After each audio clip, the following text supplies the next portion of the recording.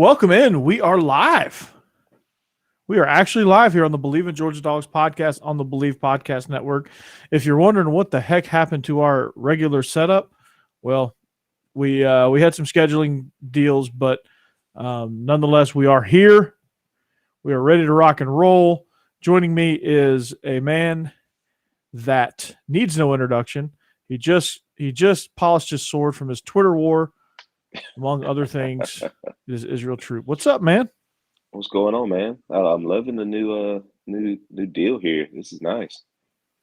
Oh yeah, I appreciate it. Yeah, this is a temporary deal. This is our change up, I guess, so to say.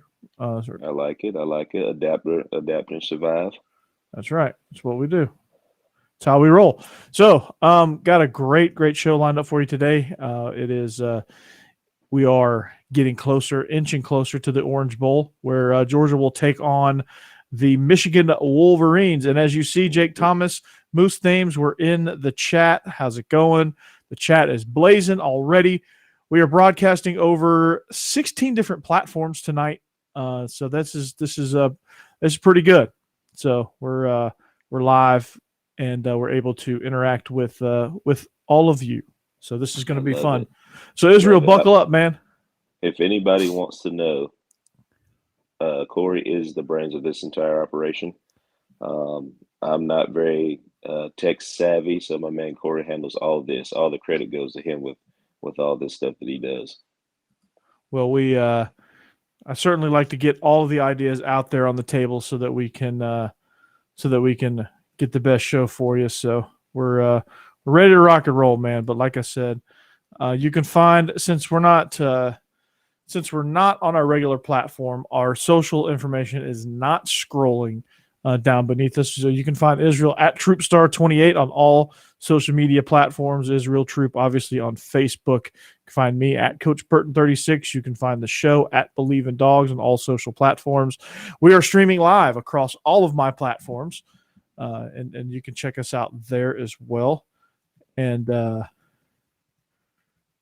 so, yeah. Israel, anything you want to add before we get really rocking and rolling?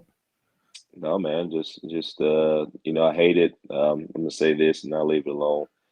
Except toward the end where I wish everybody to be safe. But this COVID thing is really messing people up. UCLA canceled their game. A couple more games will cancel too. You hate to see it, especially for these seniors. After dealing with last year's COVID issues and now all of a sudden not being able to play their last game. I hate it for them. So just keep your heads up, fellas, and hopefully something great to come out of all this. Absolutely. Well, that's well said, Israel. And again, we'll always remind you to be safe, and that's the most important thing. Jake Thomas says tech savvy. He was AOL Corey till a few weeks ago. See, I know how to work it. He kept getting kicked off, man. The different somebody was out there messing with your connection down there. Maybe it was the dude that lives down the street that screeches his truck by every night. Maybe it was that guy. Yeah. Or your neighbor. Maybe it was your neighbor. I think it was your neighbor. Probably. She was sabotaging you. She's been creeping by slowly lately in the Honda. We recognize that. Yeah. There you go. Well, she was creeping up on your internet last night. But I'm tech savvy. But my man Israel is tool savvy. He is he's been getting his Bob the Builder on this past week and past weekend. Mm-hmm. I think he's built a swing set for everybody in his neighborhood, so that's good, right? How'd that go? How many cuss words did you say? Let's just say I want to thank Bush for their contribution to my building. Bush and Bud Light, I appreciate it. But there you go. It was pretty easy. Shout out to Built. It's this new app that once you buy something, they have a little barcode you can scan. That actually gives you interactive instructions on how to do everything. So it's a really cool app. Built. Okay. So built. Yes. I'm gonna have to check that out. Built might have to sponsor this show because I'm gonna need it. Need it. So there you go. Anyway, well, we're in the middle of bowl mania here. Cody's excited about them Red Raiders. That under was the bet. I know. I know I picked Mississippi State last night, but Hmm. I'm telling you now, Texas Tech is playing a really good game. You know, their coach is headed out. He's going to Louisiana Tech. Hmm. But those kids are playing hard for him, and I mean, you can see the excitement on the sidelines with those guys. So I'm really surprised that he wasn't, you know, a shoe in for the job. But you know, I'm pretty sure he's going to do the great thing at Louisiana Tech. Absolutely, yeah. Sonny Cumby is the guy you're referring to, but they have they made some good changes. They got some good recruiting prowess in the state of Texas with their coaching hire. But this isn't Bleav in Red Raiders football, so we're not really gonna jump into break down the Red Raiders. But that game is incredible. The under was the bet. You know, you never know with these bowl games, but those two teams Yeah. don't play much defense, so I was kind of surprised by that, Cody. So what can you do, right? Um, anyway, we are brought to you by betonline.ag. Speaking of betonline, I almost got on betonline to bet on this game. Glad I didn't, because I would have definitely taken Mississippi State in the over. I would have Me too. I would Me have too. lost. I'd have been upset. Yeah, I would have lost my ass. Holy cow. But betonline is back and better than ever.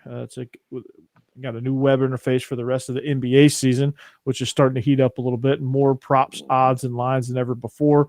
BetOnline remains your number one spot for all basketball and football action this season. Hopefully you did well. Hopefully you did better than me in your bowl pick'ems. So head to the new and updated desktop or mobile website to sign up today. Receive your 50% welcome bonus on your first deposit. Just use our promo code Bleav50 to receive your bonus. BetOnline is the fastest and easiest way to bet on all of your favorite sports. BetOnline, it's where the game starts. So, speaking of where the game starts, this game starts in Miami. The team arrived. George Pickens and JT Daniels arrived separately, but they are cleared to go.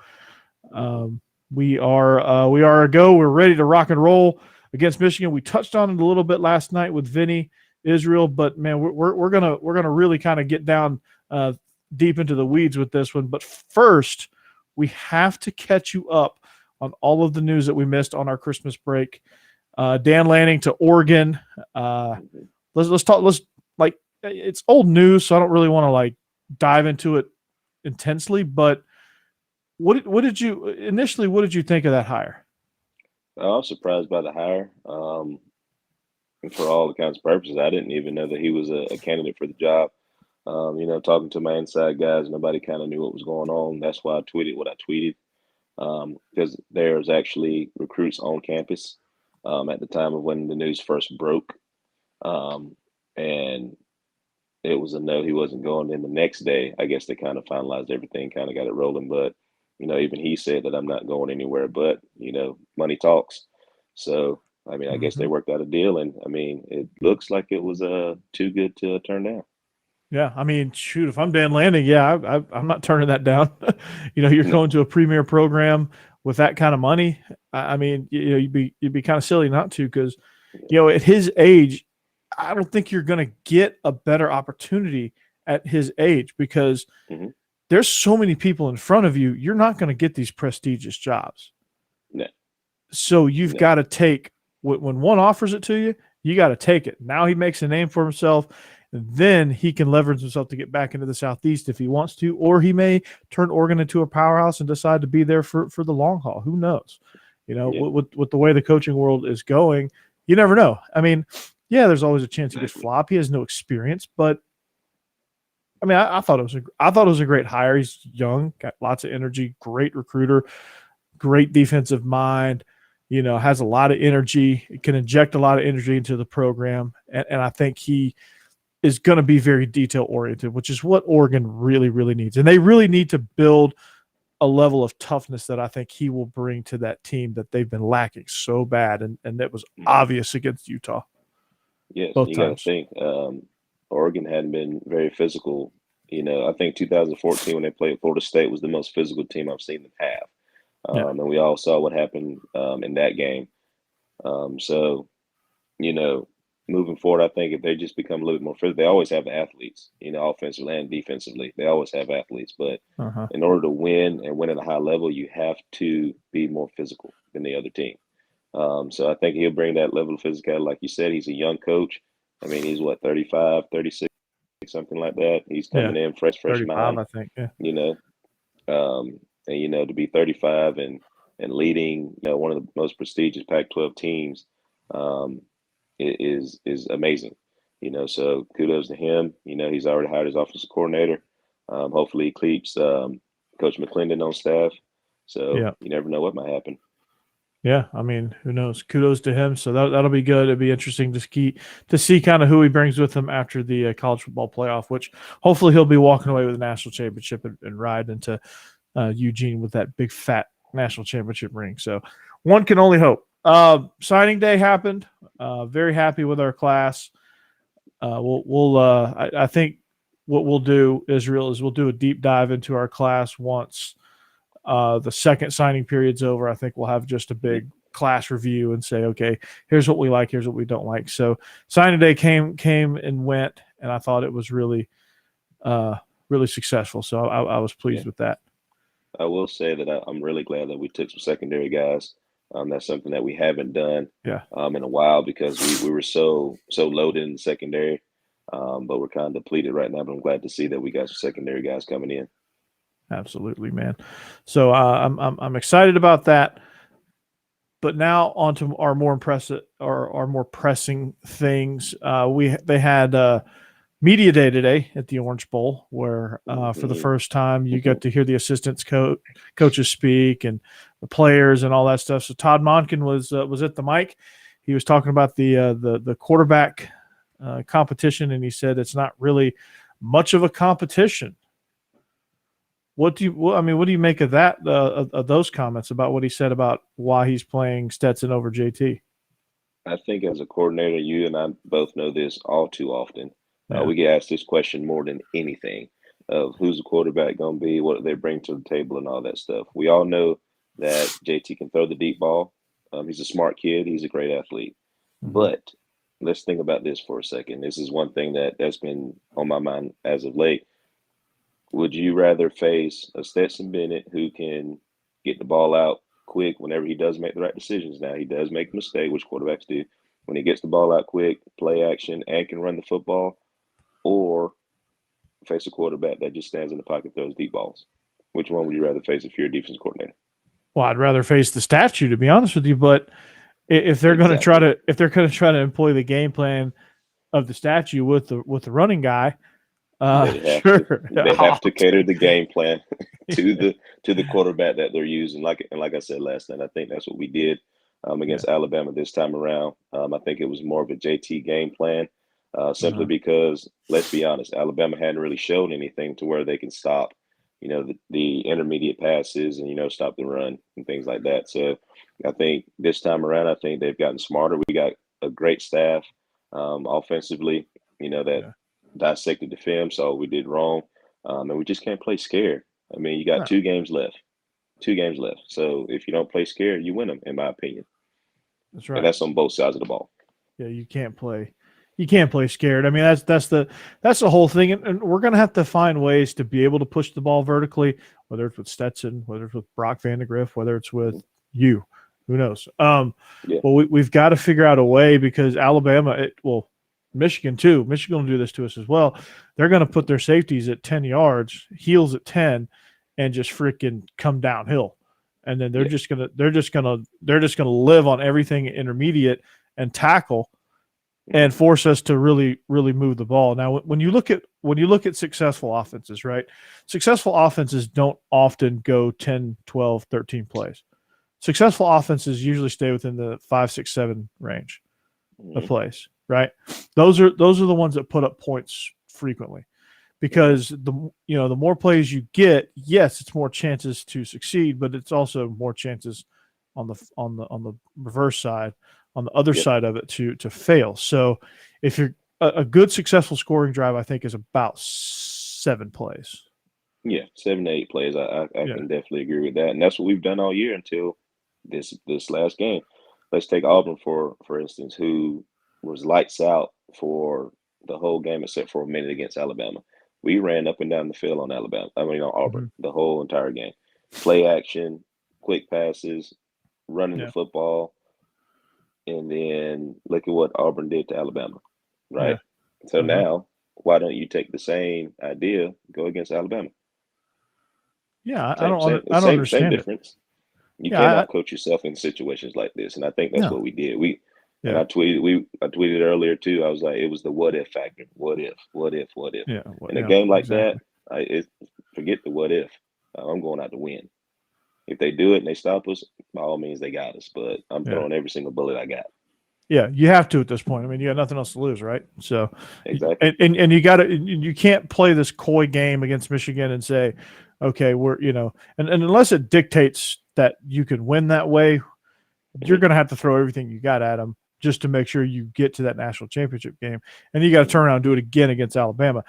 I don't know that Alabama's going to put together another Herculean effort that they did in the Hmm. SEC championship. I think they're going to come off a convincing win against Cincinnati. Let's just be honest with that. They're going to be feeling Yeah. themselves a little bit this time around. And the fact that they dominated us, that might work in our favor. Hmm. So I don't know. Like, we just got to be aggressive. That's the number one thing. And Exactly. looking at our comments, Cody saying Georgia gets beat by the refs, and the fact that JT is a better quarterback and could win, and Bennett is beatable. We're not making excuses, Cody. We're No. not like that. That's not like Stetson can beat Alabama. You just gotta cater to his strengths, right? You Hmm. can't have a plan that works for JT because they're two totally different quarterbacks. Stetson's good Hmm. in his own right. JT's great in his own right. They're both really good at what they do. It's just a matter of like taking what JT does really well and catering it to JT, Hmm. taking what Stetson does really well, catering to Stetson, because I know you have those things in your playbook. Now you just Yes. got to, this is not the NFL where it's like, okay, you the quarterback are going to cater to my system. It's my system's going to cater to the quarterback. Cater That's to the way it's you. got to be. And so, Exactly. and And and one yet, one thing that Georgia's done since Stetson's been the quarterback is control the clock, control the ball, mhm, flip field position, things like that, which we didn't do against Alabama. I think yeah, we rushed it. We hit the panic button a little bit too soon. I mean, we're up what 10-7, up 10-7, and then all of a sudden we go into panic mode. yeah, You because know, they so because they scored on a slant and they got some momentum and we just couldn't recover after that. yeah. So You have to defensively, you have to play them at the point. Yeah, Bama scores every time and they get the ball, they control the clock. That's how Georgia went 12-0 up until the SEC championship. They scored every time they got it and they controlled the clock. Um, exactly, you know, Georgia can do what Bama does, you know. And does with Bama win the whoever's at Natty? quarterback, Yeah, yeah, you never exactly. know. You never know. Does Bama win the Natty? Maybe. Does Georgia win? Maybe. I think these two teams are a lot closer than that original score indicated. I think momentum got away from us there towards the end. I think Stetson started pressing a little bit.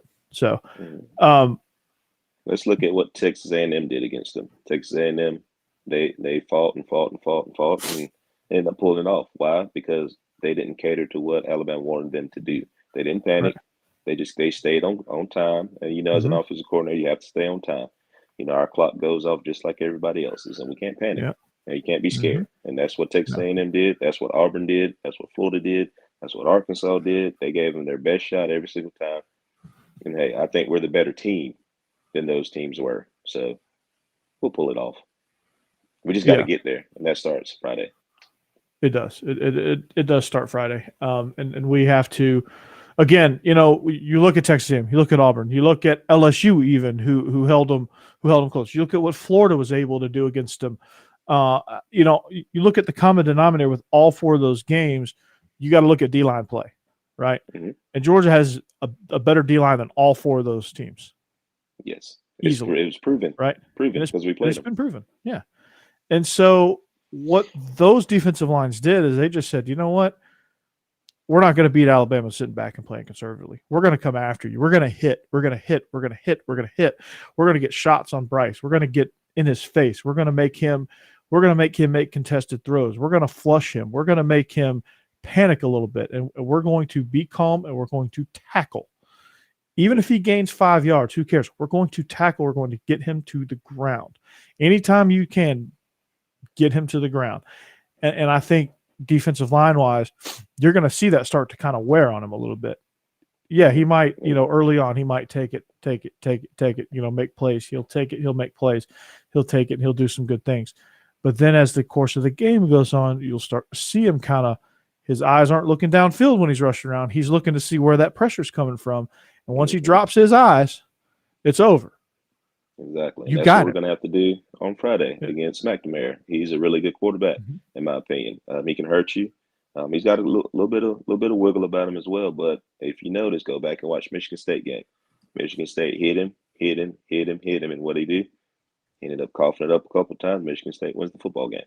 Exactly. And And Michigan State was able to, they were able to run the ball effectively. I mean, control the clock. yeah, Walker had, they had, I think he had 5 touchdowns, something like that. Yeah. Holy cow, dude. I mean, that was ridiculous. So yeah. This game is going to be one in the trenches. It's the Big Ten. They always have big linemen, and we got big defensive linemen. Mhm. So I mean, from a defensive standpoint, don't play scared. You got to get to the championship game. So what if they everybody watches film? So what? They still got to stop it. They still have to move against you. So I mean, hey, Mhm. let's go. Play man. Let's go to work. Yeah, absolutely. So yeah, I think when you do that, yeah, it's got to be that. John, I know you're really excited about LSU hiring a defensive coordinator. We'll talk about that probably tomorrow night on SEC After Dark. But they did hire Matt House, so congratulations on that. I think he's going to be pretty good. Brian Kelly's building a pretty good staff there. I don't know what you want me to say on that.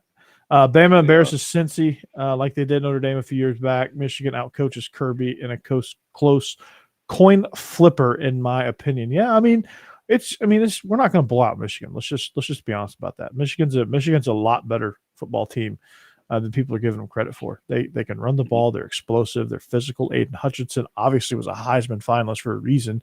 I don't think he should have been over Will Anderson, but that's a different story for a different day.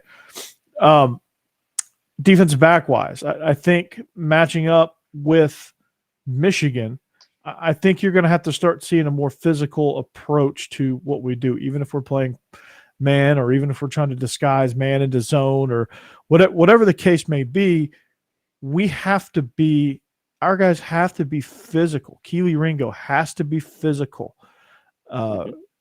Darian Kendrick has to be physical. Those guys have to press. They have to get hands on. They have to harass those receivers coming off the ball. You have to do it against Michigan.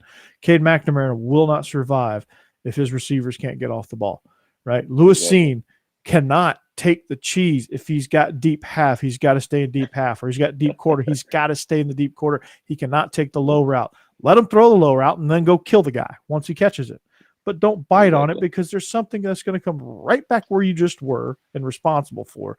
And that's how big plays happen. That's how busts happen. That's how panic happens. That's how, hey, we don't, all of a sudden guys start not trusting each other. And then next thing you know, you got blown coverages all over the freaking place. Michigan will expose that. Yeah, we're going to have to mix zone and man.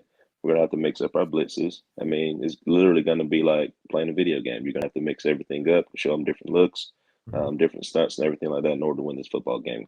Coach Gaddis is a very smart coach. Coach Harbaugh is a very, very smart coach. So he's very aggressive. It's not like you're going against any scrubs or anything like that. You're Right. going against two offensive-minded guys who are really good at what they do. It's the reason why they're the number 2 team in the nation. There's a reason. They play really good defense. They can score on offense at any point. They can run the ball and they can throw it. The point is to play aggressive, harass the quarterback, and don't play scared. It's real simple. Don't play scared. We're the better team, in my opinion. We're the better team. We got a better coaching staff all around. So I mean, put those heads together and let's go win this thing. Yeah, no doubt. I don't think you could have said that more. I don't think you said that better. I couldn't have said that better myself. So we look at Georgia's side of things. We look at what we got to shore up. Offensively, obviously, whoever's quarterback, you got to have a game plan that caters to them. But you've also got to figure out a way to now get George Pickens involved, who is back, cleared, healthy, ready to go. You've got to get Jermaine Burton involved. You've got to continue to feed Brock Bowers. You've got to continue to find ways to get him the ball in space. You got to distribute this thing, and you got to have an effective run game as well. All those things I think can happen against Michigan because I think our offensive line is built for that. I think we can get some push up front. I think we have a really good nucleus finally of an offensive line. They finally kind of gelled a little bit, and we're able to do some things in the run game. Now we've got to help ourselves by loosening them up and forcing them to play the entire width of the field. We can't come out. That's We can't exactly come what I out was there going with to this. say. We cannot come out here with this conservative game plan. We can't be reckless, and we can't be overly conservative either. That would be just as reckless as just throwing the ball deep all the time. Yes, you have. We Brock Bowers is going to be double covered, triple covered. I mean, we all know that he's the real deal. So now we have to, if we're going to use two tight ends, let's get Washington involved more. Let's get Fitzpatrick involved more. All right, now let's throw it outside the Pickens, even if it's just a little hitch route. Try to get. You have to use the whole field, and that's something that we didn't do in our one loss. So hey, let's learn from our mistakes. Let's use the whole field. Let's run the ball. I think we got away from the run a little bit too early, in my opinion. Let's stick to that. Let's just stay on track. And I say this all the time, as well as I do, it's so easy for an offensive coordinator to get off track. So let's just stay on track, do what we do, and let's go out here and just play Georgia football. Let's play the game. Let's play the game the way that it got us here. Exactly. So I'm going to ask you this, Mr. Offensive Coordinator. First of all, I think your bot followed you into the show because probably. There you go. Whoever that is. I think they followed you. Hopefully they don't cut your signal like they did last night. But Aiden Hutchinson, right? We know what he brings to the table. He's very physical, very quick, very fast, just completely disruptive. How do you plan for a guy like that? I think you just kind of got to know where he's at. With Monken being up top, I think he's got a bird's eye view of everything. He can see down, kind of see where he's at. And I think at first, I think you run at him. This is just to show that we're not scared of you. We know who you are and things like that. And then a great job of chipping him, whether it's a tight end, whether it's a running back. Make sure we get somebody on him at all times. We can't just leave a tackle on him just to block him for the whole entire game, because he's just like Will Anderson. He's going to beat you, and he's going to eventually wreak havoc on you. So you have to do something to get him off course, to get him frustrated, get him out of this game. So now it becomes a little bit easier. You start having misassignments, he starts aligning wrong and things like that. So he's a very smart football player, very physical football player. So you have to do something to get him out of this game. Yes, absolutely. I mean, that's perfect, man. You got to run right at him. I mean, that's exactly what I would do. Let's kick him out. Let's frustrate him. Let's cut him. Let's do whatever we can do. Let's crack him. Let's read him. Let's frustrate him. Do not let him get some momentum. There was a clip that I saw from the Ohio State game where he had a full head of steam. He was talking all kind of crap to the left tackle, who is also, I think, going to be an NFL guy too. Just jawing, just saying, hey, come here, I'm coming for you right now. And he backed it up. He came right off the edge and just ran right through him like he was like you would if you ran over your son. Like the offensive tackle went flying like that. And I was like, oh, okay. So I don't know that Ohio State guy was ready for that. Our guys are going to be ready for that. No, he was not mentally prepared for that whooping that he took. And I watched that game as well. And at some point it's called pride. At some point, you have to say the man across from me ain't gonna beat me. You put your pants on the same way I do, one leg at a time. So I mean, exactly. There's something about yes, he's a great player, but he's going to have to show me today that how great of a player he is.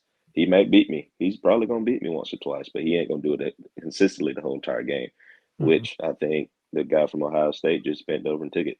He just kind of he said, "You win."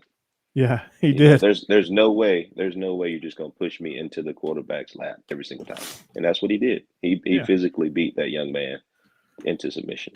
Yeah, and the only way to not get the only way to get the upper hand is to run right at him, for a guard to just maul him. For Jamari Sawyer at left tackle to just freaking maul him on outside zone or inside zone or just whatever. If we can pancake the guy a few times, we can get an upper hand. How big a boy are you? You're gonna have to show me. This is for all the marbles. And if he does, great, more power to him. And he'll probably win a few reps. He'll get a couple sacks. It'll happen. But you can't panic. Don't panic. It ain't gonna happen all night. No. It ain't gonna happen all night. No. It's not going to happen all night. We're going to screen him a little bit. We're going to do some things that's going to disrupt him and disrupt his flow, disrupt his timing, and that neutralize him. I mean, we found a way to essentially neutralize Will Anderson, not for the most part. I mean, he still made some plays, but like he didn't take over He the game wasn't like he had he before. wasn't a big yeah, exactly. He wasn't as big a factor as he has been in recent games. And I think and that just shows you what we can do. We can Mhm. neutralize your good player, but we have to execute and we have to stay on time. Yeah, absolutely. So, what everybody asked me, what is Michigan do? They're 7.5 point underdogs. What is their chances? And some people obviously are going to say Michigan's going to win, and and maybe sometimes that's just to poke at me a little bit. But when you look at Michigan, just the bird's eye view of Michigan, you look at what they do really well. They control most of their games through the interior. They Hmm. have Hassan Haskins and Blake Corum. Those two guys can get things rolling, right? Hmm. However, um, this is why I like us to win this game, to cover, maybe even win by a couple touchdowns, because they haven't faced a defense like ours. And yes, I know our defense gave up 41 to Bama. I get it. No, I get it. I get it. Yeah. Trust me. Right. Um, but we have a defense that ranks inside the top 10 in every major defensive stat category. Number one at one point in just about every major defensive category. I think that Bama game dropped us down a few notches, but um, it's a front seven led by Jordan Davis and Nakobe Dean, Channing Tindall, Quay Walker, Trayvon Walker, Nolan Smith. Those guys, just to name a few. They haven't allowed much. It was 6.6 points per game coming into the SEC championship. So 12 games at that clip, and then all of a sudden, Bama broke the dam. But for me, Michigan plays a lot like Kentucky, style-wise. They're going to cram it down your throat. They're going to try to control the line of scrimmage. They're going to try to get it through the run game. They're going to get some good quarterback play. McNamara, Will Levis, they're both Big Ten guys. They're kind of the same. McNamara has a lot more upside because I think he's younger. He's a freshman. And he can certainly beat you, right? He can certainly beat you. But again, I think the game plan for Michigan, force Cade McNamara to beat you. He's not a vertical threat like Bryce Young was. You can get in his face. You can knock him down. You can force the turnover bug against him. He is, he was picked off by Michigan State, Ohio State, and Iowa.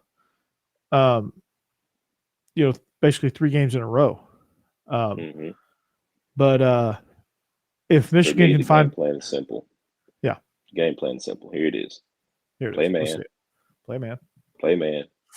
Hit him early and often, and we have to get all red hats to the football. Yeah. We can't miss tackles because they have shown if they can break tackles, they're going to take it to the house. Yeah. We have to make them feel uncomfortable. Mm-hmm. And we win the football game. Yeah. One thing that I miss seeing, Harbaugh's on the sideline with his cleats on, with his Jordan cleats on, with the really long cord for his headset. I want to see the call sheet go flying. That's one thing Yes. that's one thing against Michigan State. It happened. The call sheet went flying. Mm-hmm. Next thing you know, he came unplugged and he's running down the sideline. That's what I want to see. And what causes that? Wreaking havoc that we've done all season. Don't play scared, and let's let all these guys, our front seven, have to play big. Don't sit back. Go get the quarterback. Play your Mm-hmm. assignment by all means, Yeah. but Do your job. do it with relentless abandonment. Uh-huh. Absolutely. Be disruptive. Trayvon Walker needs to have a sack. Nolan Smith needs to have a sack. Nakobe Dean needs to have a sack. We need to have, our safeties need to pick the ball off. We need to do whatever. But comment from John: Arkansas was his comp for Michigan. I don't think that's a good comp because Arkansas, philosophy wise, is a totally different team.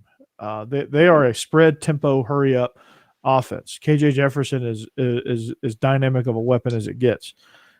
K McNamara is not that. You don't have to worry about him running the football. No, you don't. With Arkansas, you have to worry about KJ Jefferson legitimately running the ball. Mm-hmm. So they have threats all over the place, and they play fast, and they run it up. Arkansas and Ole Miss are basically philosophy-wise the same team. Obviously, Ole Miss is better, but they're the same team. So Kentucky's more of a pro-style control the line of scrimmage with Chris Rodriguez and Cavassier Smoke. Get some play action shots with Will Levis, run some screens, and more of a pro NFL style offense because, hey, John Harbaugh, not John Harbaugh. John Harbaugh's with the Ravens. He's NFL style. Actually, he's in the NFL. Jim Harbaugh and Liam Cohen, they're both NFL guys. They both bring that system. So obviously they're going to look very, very much alike. So there you go. There's your comp. So the game plan against Kentucky was get after Will Levis. And Kentucky really only had one really beautiful drive. And I don't think that Gaddis, I don't think that Harbaugh is as good of a play caller as Liam Cohen. So I think they're going to struggle because they haven't been here before, and their strength matches up with Georgia's strength. So there you have it. They run the football. We stop the run. Yeah. That's what they do. Yeah. That's exactly what they do. And no, they're not going to be able to throw deep because Alabama had the Heisman Trophy winner. And they have Jameson Williams. Yes, and 4 other people who can all run a 4 flat. Oh, Bama's scary, man. But we're not scared of them. I'm not scared of Bama. If I could say it, F Bama. I'll say it, F Bama. I'm not scared of them. No, definitely not. I'm sorry. I love my Bama people though. I love Jake and Stacy. They do a great job over there. We'll have to get round 2 of the. We'll have to get round 2 of that going on. So. But yeah, I think when you look at Michigan, that's kind of where we're at with that. So, what's your score prediction? I'm excited. I think it's going to be 27-24. If we do roll, 35-21, something like that. If we're able to get it going, which I think they're going to have a little chip on their shoulder. I think everybody's counting them out, especially with this. Press conference today, and everybody's all in an uproar about Stetson and JT and things like that. So I don't think Stetson goes out there with anything to prove. I just think he plays better. I think everybody around him plays better. And if we just play better, we win the football game offensively. Now we still got to stop people defensively now. In my opinion, if the offense scores 24 points, you should win. That's just me, especially if you have number 1 defense in the nation. But coming off of that game and let's just be honest, it was embarrassing the way we lost. I think with a mature group that they have in the locker room, I think they kind of know what's that plan. I saw a picture of Nakobe Dean and the linebackers and all those guys under the chute earlier today, and you could just see it in their eyes, like it was like no nonsense, like it was real get after that ass defensive look in their eyes. Eric Russell, I'm talking about blood flying everywhere. You could just see it in their eyes, like it was like it's go time. Yeah, and that's what you want to see. You love having fun. These bowl games are fun. At the end of the day, you're on a business trip and you're here to win the game to get to the national championship. Exactly, and you took the words right out of it. This is a very, very mature group, probably a more mature Georgia team than I've seen in quite some time. Just in the way they handle their business, just in the way they kind of do things. They play to that standard. Very rarely do you see them play poorly when the backups are in or when they get up with a comfortable lead. Sometimes you see immature teams that they kind of let the other team kind of crawl back into it a little bit. This Georgia team did not do that throughout the course of the season. They were able to manage that a little bit better. They were able to play to the standard a little bit better. And I think that when you have great success, obviously you're going to have that one game. This is football. When you play 13 games, you're going to have that one game. And unfortunately for Georgia, it was the SEC championship game where that was the humbling point because, hey, we haven't seen a receiver like Jameson Williams. Georgia has not seen a quarterback like Bryce Young. The closest thing they saw was Hendon Hooker, and they contained him really, really well. I don't know where they should have just pulled that game plan out and just said, hey, we're just going to harass him. Because he's still, at the end of the day, he's a freshman. Like, he ain't got enough game experience yet. I don't know why they weren't knocking him down, right?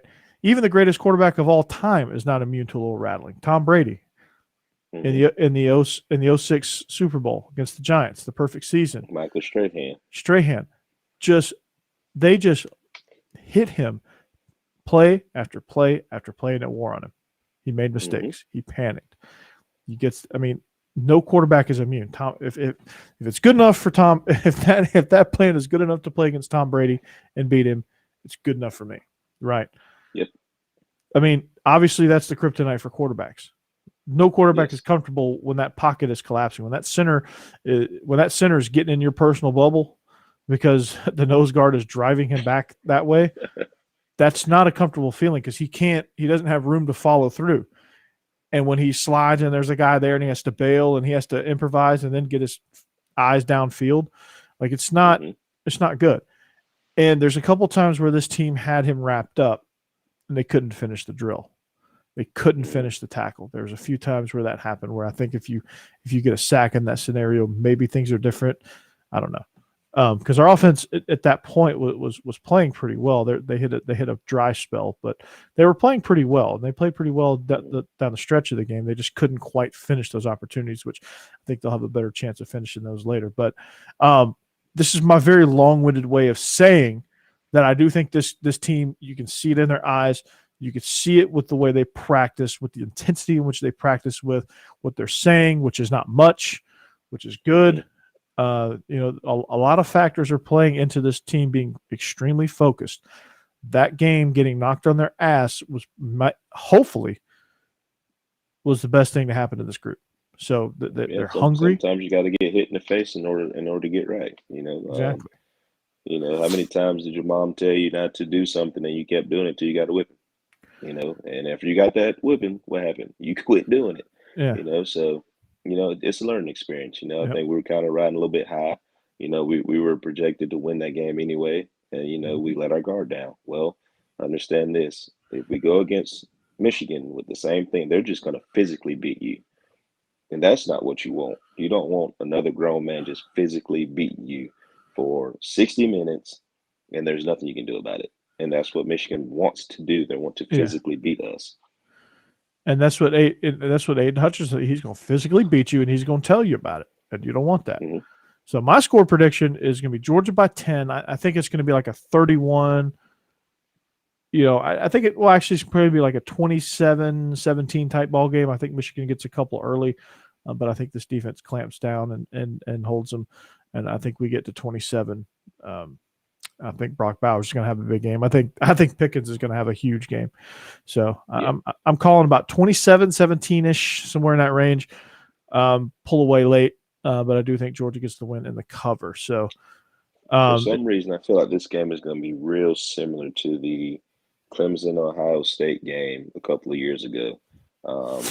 Right toward the end when Justin Fields threw the pick toward the end. But that game was so physical. You had two great football teams going at it. And it was just who's going to make a play at the end or who's going to get a stop at the end. I think it's going to be kind of close to that game as the outcome. Who's not going to make a mistake, who's not going to turn the ball over.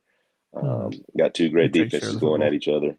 So just got to execute offensively, play relentless on defense, and we'll be fine. Oh, and also win the special teams, flip field position. Get a couple of yards returning punts, things like that. Maybe even catch a turnover, maybe even steal a possession. There you go. And then if we do have the fortunes of playing Alabama, I'm hoping this plays out like the Clemson-Ohio State game played out a season ago, where Ohio State got their revenge, and they got their revenge. So hopefully that's how that plays out. If I said anything differently, we wouldn't be the Bleav in Georgia Dawgs podcast. That's right. So exactly. Corey Burton, Israel Troop on the Bleav in Georgia Dawgs podcast, at TroopStar28, at Coach Burton 36, at Bleav in Dawgs on all social media platforms. You can find me Burton.Corey on Instagram. Not really much on Instagram, and I'm trying to figure out how to get this TikTok thing going. I think we can build a fan base. I'm not going to do any dances, but I might run a few of our segments on there. At least they might just see you and me talking, or I might just do it like a talking head on on TikTok, maybe just to broaden our horizons, I guess, right? So Yeah, I just send funny TikToks out, and hopefully we won't be Coach 30 again after this Michigan game. yeah. He got us after the Alabama game. Oh, He he got did. us. He Got did us. he? He got us. So hopefully Oh, our did he? kids saw themselves on that and Yeah. don't want to get Coach 30 because I'm pretty sure that Mississippi State's about to get Coach 30 here.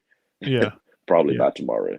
Yeah, probably so. Mississippi State, we're gonna see Dave, them. Davis didn't make a tackle and he pissed on his leg. It happens.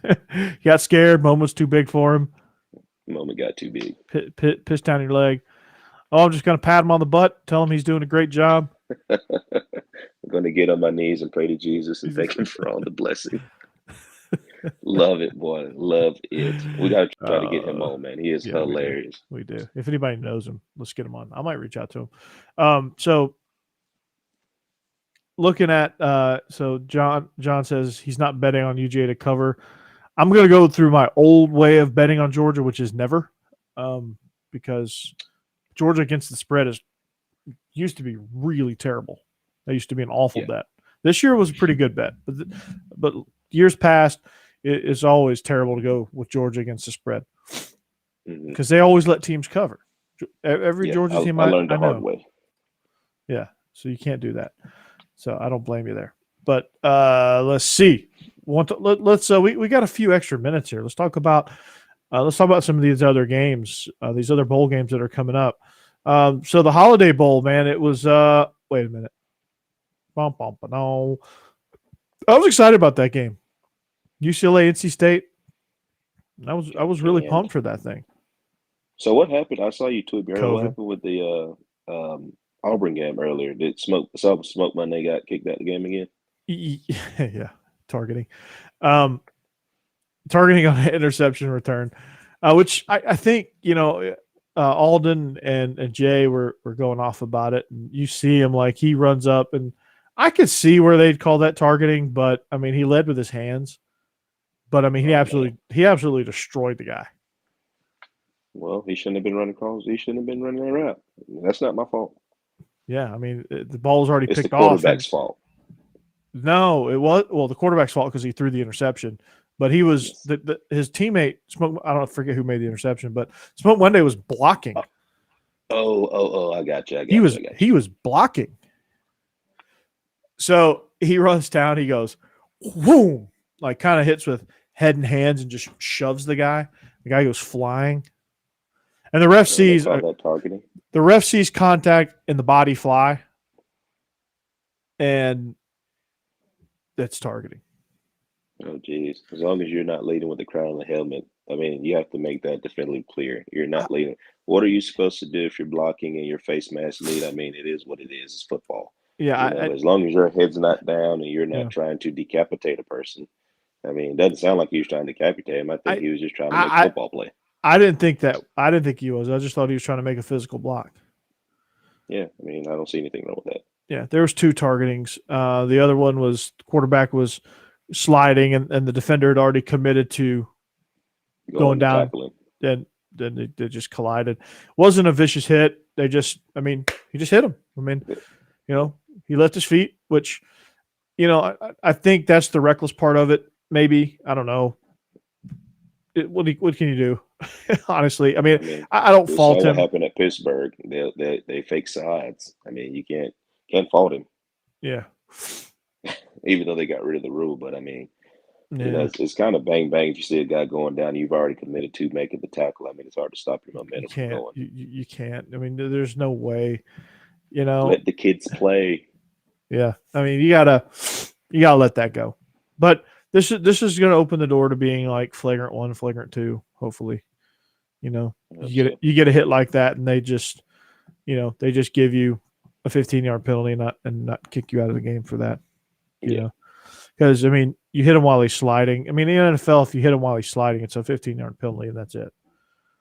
Yeah, they don't end your life. They don't send you to the gallows for the whole game. For the whole game, they give you 15 yards and they move on.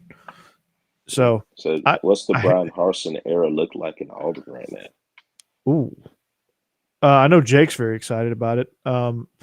But what does it look like? I don't know, man. It's like tumultuous a little bit because it's a rough go, man. You know, you trot TJ Finley out there to play quarterback. Man, I don't know, man. I I think he can get it together. I don't know why you didn't have Davis out there. I don't know why you didn't run him out there. You know what can you lose? I don't know. I think he needs some help around him. I think once he gets some skilled guys around him, as far TJ as Finley ain't receivers, it. and it TJ takes a Finley ain't little. it. Oh yeah, no. I'm talking about just the team itself. Oh yeah. And get somebody to kind of help Tank Bigsby out, depending on what he decides to do after this game. Yeah. They just need some help out wide to kind of take some pressure off the O line and things like that. Just stack the box against them, you beat them. Mm-hmm. They can't catch. I mean, they don't Can't have any skill catch. guys, and that's just honest. Finley looks like Joe Milton. They just can't. They can't function, man. It's sad. Finley's a backyard quarterback. Yeah, that's probably a great way to describe it. I don't know that I see any direction with what they're trying to do. That's the thing I got. And they played. To me, they're just the Western Division Florida. They play extremely undisciplined. They don't. I don't think they have much of a plan. I don't think they have much of an identity. I don't think they know really what they want to do. Yeah, they want to be power out. They want to be spread. You kind of have to. Of course, there's always different ways to manipulate your offense, but you kind of have to have an identity of what you want to do. Your base offense should be anything you want to get into. Mm-hmm. And it leads me to believe now that, like, when they initially fired Bobo, I was like, well, maybe just Bobo's just lost it. He doesn't have it anymore. He's burnt out, all that good stuff.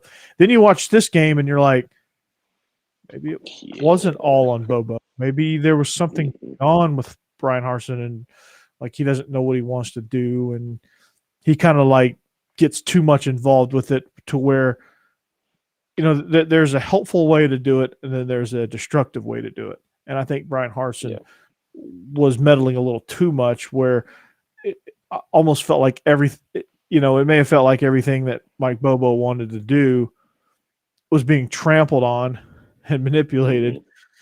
And what it comes out as is an unmitigated disaster, which is what Auburn is right now offensively. That's not what you want at all. They're going to be good on defense. We know that. They are. And they were. But I said last night, you and me and Vinny, I said last night, if Auburn lets this become a 7-on-7 game, they're going to lose. What did it become? A 7-on-7 game. In the last couple of minutes of the game. Yes. And you can't score 10 points. You have to, like, come on, man. Like, it's not going to happen no matter how good your defense is playing. If you're stuck on 10 points out there. Yeah, if you're stuck on 10 points and you can't do anything, you think your defense is going to hold up all game? No, Houston's good on offense. Mm-hmm. Yeah, brutal. So I don't know. I don't know what to make of Brian Harsin. He's got some work to do. That's for sure. Maybe Austin Davis can come in and be a breath of fresh air. I don't know, but maybe not. It's I don't know. I don't know. Get some skill guys. That's all I know. They better recruit some skill guys, and they better figure out what they want to do. And they better figure out a way to not play DJ Finley at quarterback. Yeah, he ain't the answer. They got a good one coming. They do. They got a good one coming. They do. They better figure out a way to get him on the field and get him ready. Yeah, TJ Finley ain't the answer.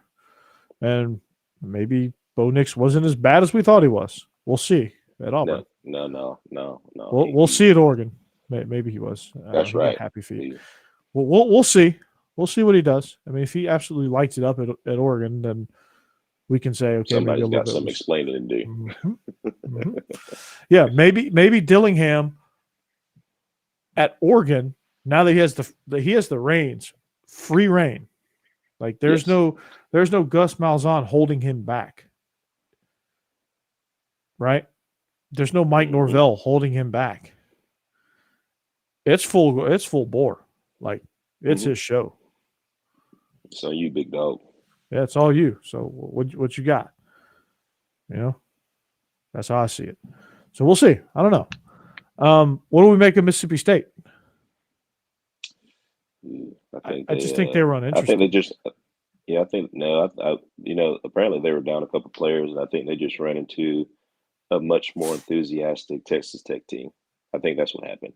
I think Yeah. they were ready to play. They seemed ready to play. They didn't tackle very good especially at the beginning of the game. But I think they just ran into a more enthusiastic Texas Tech team playing Uh-huh. for the head coach. And I think they just wore them down. That's what it looked like from just watching on TV. I think Texas Tech wanted it more. Um, Probably not just the football game itself, but just to go out on a um, winning note with their head coach. And they just wanted it more, and you can tell by the way they played. Yeah, absolutely. I think so. I think you're exactly. I think And you it's hit the hard to nail. stop it, and it's hard to stop a team that just wants it more, dude. Yeah. Not saying that Mississippi State didn't, but I think that Texas Tech wanted it more than they did. That's the problem with these bowl games. I think if there was something more on the line than just some stupid trophy, that these teams would play more up to their capabilities. Like Mississippi State obviously cared probably nothing about being there. Texas Tech had everything to prove because they hadn't been to a bowl in a while. Hmm. Like to me, I think these bowl games and the results that we're getting and the fact that we're so willy-nilly canceling bowl games. I hadn't canceled one single FCS playoff game, right? Nope. Nope. Um, I think the fact that you're getting all this lends us to believe, hey, let's just go crazy and let's just go like a 16 team playoff. And if you don't make the playoff, then you're You done. go home. You go You home. go home. Like what? Like I and I understand if you COVID and all yeah that good stuff, and there's protocols and stuff like that, but is it really COVID? And are we going to get mad at kids? So now the argument comes as to why are kids opting out because of situations like this? What's the point of putting my body on the line for a week of practice one more time and risking it all, and I don't even get to play? So yeah now you throw that argument in there now about yeah. opting out. Now it I looks mean, like opting out is a great idea. opting out is going to be the norm. If you don't make the playoff, opting out is going to be the norm. So why play these games? You know, and why are universities opting out? Why this is a chance to get your young guys some experience if you want to look at it through that lens. Yeah. Um, I John, it cool. That doesn't matter. I mean, the NCAA tournament has a lot of first round blowouts. I mean, but you get more teams interested. You get more teams playing. You get more. I think you're going to get more teams playing hard, and I think those blowouts are probably not going to be as frequent as you think because college football has a lot more parity.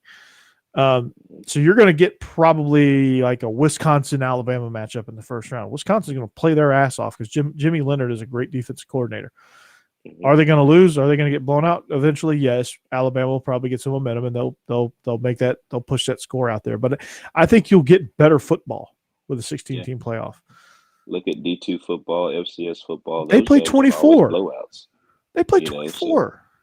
Well, the first 8 get by. The top 8 get buys in the first yeah, round. So really it's 24 teams, but it's really only 16 teams play and then another 16 play and then they start paring it down from there. So I hmm mean, it's really not like as crazy as it sounds, but still like 24 teams.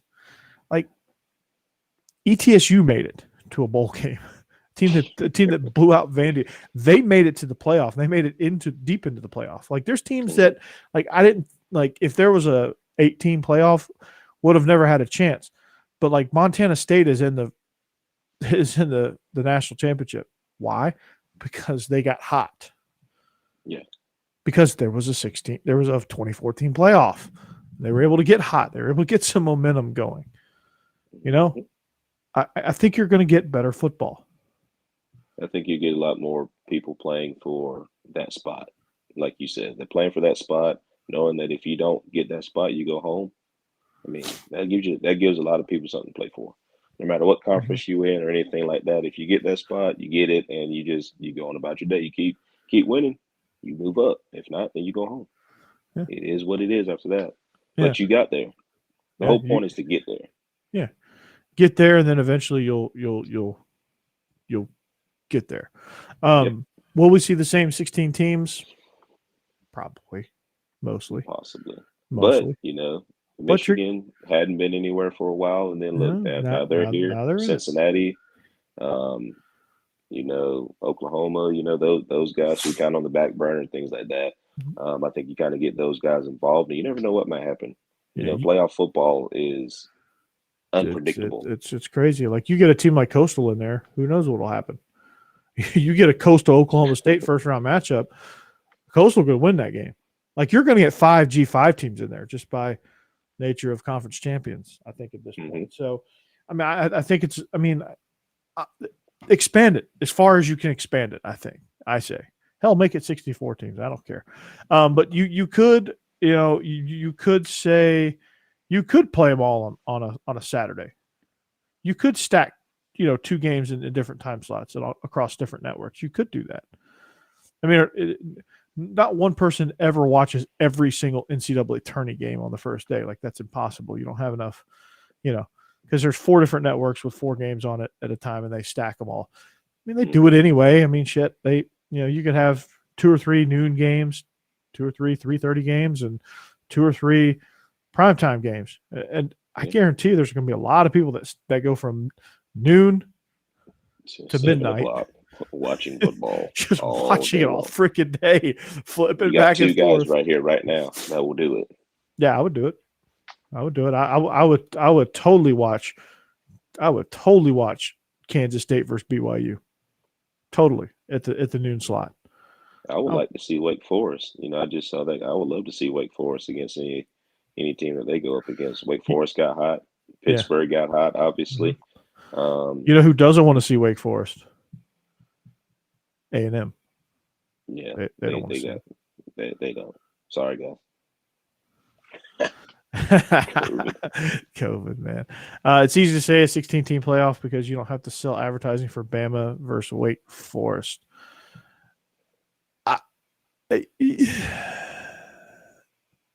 Really? It's football. People are going to. It's college football, dude. I mean, come on. Yeah, they're gonna. I mean, the ACC championship had eyes on it because it was prime time. Like, it was a great game too. Really good game. I mean, Wake Forest is a good team. You're going to get eyes on that easily. I say a 512 team playoff because it's unfair to Mississippi Gulf Coast Community College that they don't have a chance to win a natty. That's true. 512. Let's do it. Play it all in one day. It is what it is. Yeah. It's football. John, everybody's going to enjoy it. John, you're the commissioner of that playoff scenario. So, but Israel, we've been going an hour and 5 minutes. So, I think we're going to wrap it right there. We've had some great chats. John has been our assistant producer today, so we thank him for that. Cody was on early as our assistant producer. We like these live shows because the chat gives us a feed, gives us questions, gives us things, perspectives that we didn't see. What's great about echoing across 16 different platforms is we get fans from other places that come on board and offer their perspective and how they see Georgia from their eyes. So for that reason, I really, really like it. So keep on coming. So love it. And Mississippi Gulf Coast. Let's do it. Yeah. Keep winning games. We got to get you in the argument. Mississippi Valley Delta Devils. I say that because that's one of the coolest nicknames of all time. So Israel, I know what you're going to say. I'll say it for you this time around. Everybody, please be safe. COVID is a real thing. Do what you got to do to protect yourself. Be safe. Be careful. Take care of yourself. Obviously, if you're feeling down, don't go out. Make sure you get plenty of treatment and all that good stuff. So we want you alive and well to not only to watch our show, but to watch these bowl games as well, and to watch Georgia on Friday night as you're toasting for the new year, as you're eating your dips. As you're drinking your champagne, eating your dips, and doing whatever it is you do on New Year's Eve, which for me used to be really, really crazy, but it's going to be low key. Got to go to work on Monday. Exactly. Sunday scaries are about to happen. The The Sunday scaries on the Saturday are going to happen for me. That is faux show. But we don't go back till the 4th. Teachers report the 4th, so that's good. I get Monday, I think. I hope. Because I've got to at least enjoy one day of winter break. Because it's been work for me. I know it's been work for you too, probably. So there you go. There you have it. So we are the Bleav in Georgia Dawgs podcast. We are presented by betonline.ag for Israel Troop. I'm Corey Burton. We thank you for watching. We thank you for listening. Come back and see us. Hit that subscribe button. Let us know how we're doing and enjoy the ride. This new 2022 is going to be a phenomenal year. And as always, go Dawgs, beat Michigan. Go Dawgs.